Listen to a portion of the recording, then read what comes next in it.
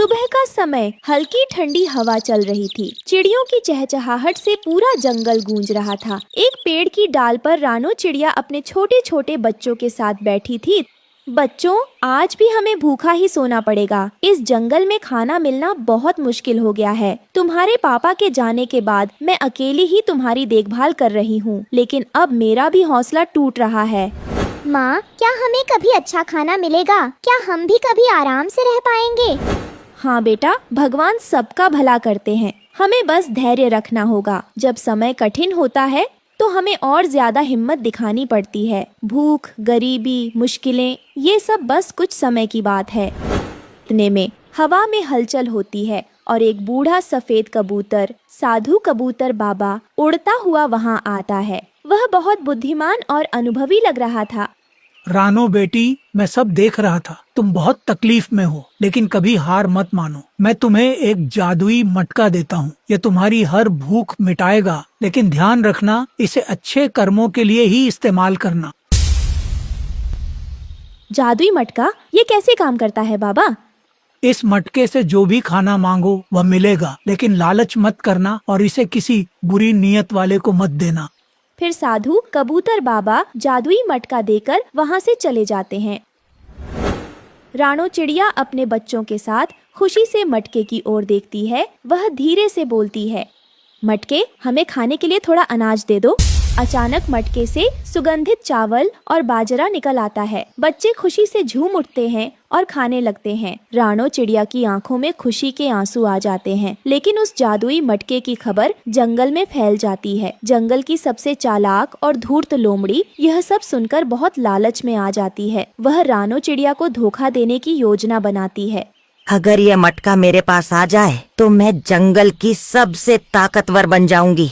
लोमड़ी जंगल के किनारे बैठी थी। उसकी आंखों में लालच साफ झलक रहा था। वह सोच रही थी कि अगर यह जादुई मटका उसके पास आ जाए तो उसे कभी मेहनत नहीं करनी पड़ेगी। लेकिन अकेले मटका चुराना मुश्किल था। उसे किसी चालाक साथी की जरूरत थी। तभी उसकी नजर पेड़ की ऊंची डाल पर बैठे एक काले कौवे, कालू कौवा पर पड़ी। कालू जंगल में अपनी धूर्तता के लिए मशहूर था। अरे कालू भाई, क्या हाल चाल है? बहुत दिनों बाद मिले। अच्छी बात है लोमड़ी, तुम आज इतनी मीठी क्यों बन रही हो? कुछ तो गड़बड़ है। अरे नहीं भाई, मैं तो बस तुम्हारी मदद लेना चाहती हूँ। देखो, अगर हम दोनों मिलकर एक छोटा सा काम कर लें तो जिंदगी भर मजे में रह सकते हैं। अच्छा, कैसा काम? बताओ मुझे। तुमने सुना होगा, रानो चिड़िया के पास एक जादुई मटका है जिससे वह मनचाहा खाना निकाल सकती है। अगर वह मटका हमारे पास आ जाए तो हमें कभी खाना ढूंढने की जरूरत नहीं पड़ेगी। क्या जादुई मटका? ये तो कमाल की चीज है। लेकिन रानो चिड़िया बहुत समझदार है, वह इतनी आसानी से मटका नहीं देगी।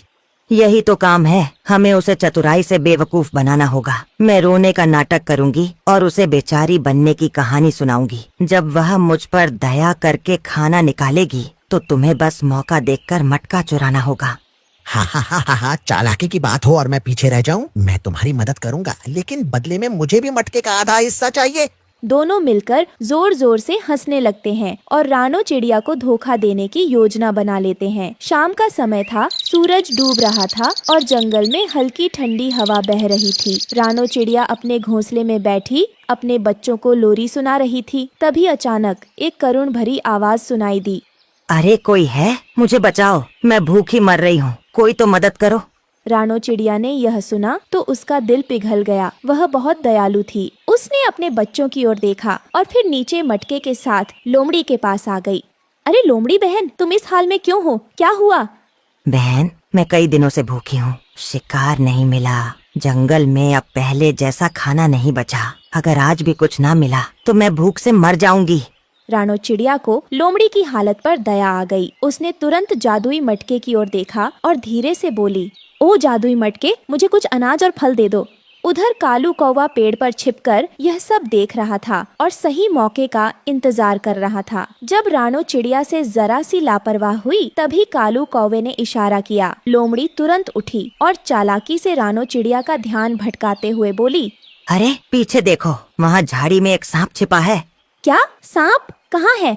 जैसे ही रानो चिड़िया ने पीछे देखा, लोमड़ी ने तुरंत जादुई मटका उठाया और बिजली की तेजी से भागने लगी। कालू कौवा भी उसके साथ उड़ गया। जब रानो चिड़िया ने मुड़कर देखा तो वह हैरान रह गई।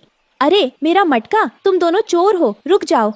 लेकिन लोमड़ी और कालू तेजी से जंगल में भाग गए। रात हो चुकी थी। लोमड़ी और कालू जंगल के एक गुप्त कोने में पहुंच चुके थे, जहां कोई नहीं आता था। वहां उन्होंने मटका रखा और खुशी से झूम उठे। अरे वाह, अब हम हर दिन इससे खाना निकालेंगे और कभी मेहनत नहीं करनी पड़ेगी। बिल्कुल, और रानो चिड़िया भूख से तड़पती रहेगी। हा हा हा हा। अगली सुबह रानो चिड़िया ने जंगल के सबसे बुद्धिमान उल्लू बाबा के पास जाकर मदद मांगी। उल्लू बाबा ने उसकी बात सुनी और एक योजना बनाई। लोमड़ी और कालू को डराकर उनका भ्रम तोड़ना होगा। वे जितने चालाक हैं, उन्हें उतना ही बड़ा डर दिखाना पड़ेगा। लेकिन बाबा, हम उन्हें कैसे डराएंगे? आज रात देखो, जादुई खेल शुरू होगा। रात होते ही उल्लू बाबा और रानो चिड़िया ने मिलकर जंगल में एक डरावना माहौल बना दिया। जब लोमड़ी और कालू अपने ठिकाने में मटके के साथ बैठे थे, तभी अचानक पेड़ों से अजीब अजीब आवाजें आने लगी। हवा तेज हो गई और पेड़ों की टहनियाँ झूलने लगी। उल्लू बाबा ने गहरी और डरावनी आवाज में बोलना शुरू किया। जो किसी का हक छीनता है, उसका विनाश निश्चित है। जादुई मटका चुराने वालों, अब तुम पत्थर बन जाओगे। लोमड़ी और कालू यह सुनते ही घबरा गए। उन्हें लगा कि मटका सच में श्रापित है। तभी रानो चिड़िया पेड़ के ऊपर से जोर से बोली, ओ जादुई मटके, अपने असली मालिक के पास लौट आओ। अचानक हवा और तेज हो गई और उल्लू बाबा ने जोर से अपने पंख फड़फड़ाए। लोमड़ी और कालू डर से थर थर कांपने लगे। घबराहट में लोमड़ी ने मटका छोड़ दिया और भाग खड़ी हुई। कालू भी पीछे पीछे उड़ गया। तभी रानो ने तुरंत मटका उठा लिया और खुशी से वापस अपने घर लौट गई। उसके बच्चों ने उसे देखकर खुश होकर चहचहाना शुरू कर दिया। अगले दिन साधु कबूतर बाबा फिर से आए। उन्होंने रानो को आशीर्वाद दिया। रानो, तुमने हिम्मत और चतुराई से अपना हक वापस पाया। यही सच्चे साहस की पहचान है। सच्चाई और मेहनत से जीने वालों को कोई हरा नहीं सकता। हाँ बाबा, अब मैं जान गई हूँ कि लालच का कोई अंत नहीं होता और मेहनत ही असली जादू है।